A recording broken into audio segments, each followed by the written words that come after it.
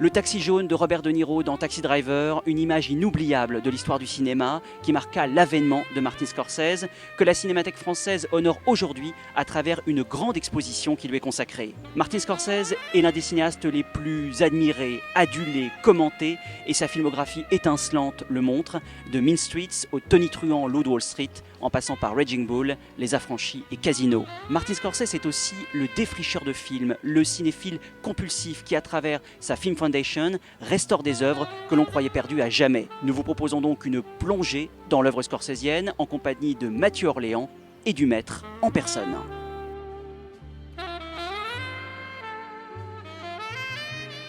L'exposition Martin Scorsese à la Cinémathèque, c'est vraiment l'occasion de rentrer à l'intérieur, au plus près de la fabrication des films du cinéaste, de ses thèmes de prédilection, de sa manière de travailler. On touche de près des choses jamais vues, des documents qui sortent fraîchement de ses archives, de ses tiroirs, des storyboards réalisés par lui, des dessins de ses collaborateurs, des correspondances, des photos hors champ, du tournage qui aussi ont été très peu vues, dont celle de Brigitte Lacombe, qui est une grande photographe et qui a comme ça été voir de son point de vue artistique comment les films se fabriquait. Et donc c'est une exposition qui va vraiment être main dans la main avec Scorsese. Alors parfois on a l'impression de montrer des archives, ça désacraliserait un peu les films, ça montre un petit peu les secrets de fabrication. Au contraire, je pense que là, comme les documents ont une très forte force visuelle ou intellectuelle, parce qu'on comprend comment ils travaillent, ou les storyboards qui sont purement des dessins d'artistes, on voit un Scorsese dessinateur génial qui anticipe ses films avant même de les réaliser. Ça crée encore plus d'étonnement et ça crée presque du mythe sur le mythe,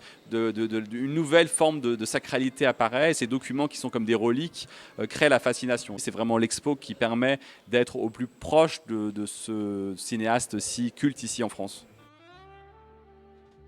Sa collaboration, elle était à la bonne distance, je pense lointaine et en même temps chaleureuse. Il a ouvert ses portes pour qu'on puisse regarder ce qu'il avait conservé. Il a évidemment donné un choix éditorial de sélection si des choses, par exemple, n'étaient pas des choses qu'il aimait ou qu'il ne voulait pas montrer, par respect peut-être pour certaines personnes. Il ne fallait pas empiéter, ce n'était pas le but de toute façon sur quelque chose de privé, mais sur vraiment l'homme au travail.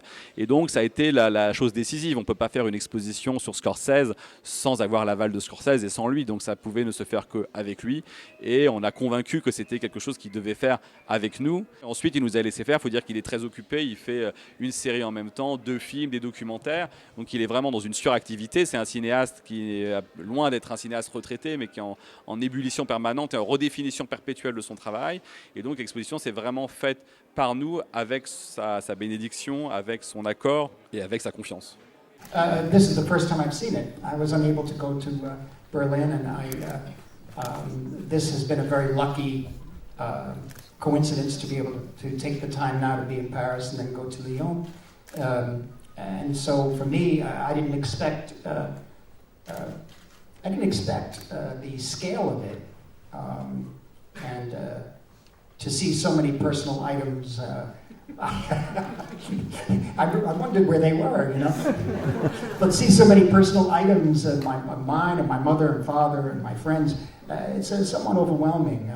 I was very moved by it, very moved. I never would have thought, what an exhibition of dining table and my mother's, never. And by the way, that was a table that they bought in 1971. Everybody would come over and have dinner. Of course, De Niro and Francis Coppola and Cassavetes, Peter Falk. At one point, they moved to an apartment on the 17th floor because it was hard for them to climb upstairs. And I had an elevator in this building, and the first people who came over to have dinner were Sergio Leone and Elio Petri. And there was lots of food going on all the time. So that's a lot happened around that table, really. And so it was very moving to see that again. I thought it was a good idea at first. I don't know. I didn't realize it was such to this extent. As far back as I can remember, I always wanted to be a gangster.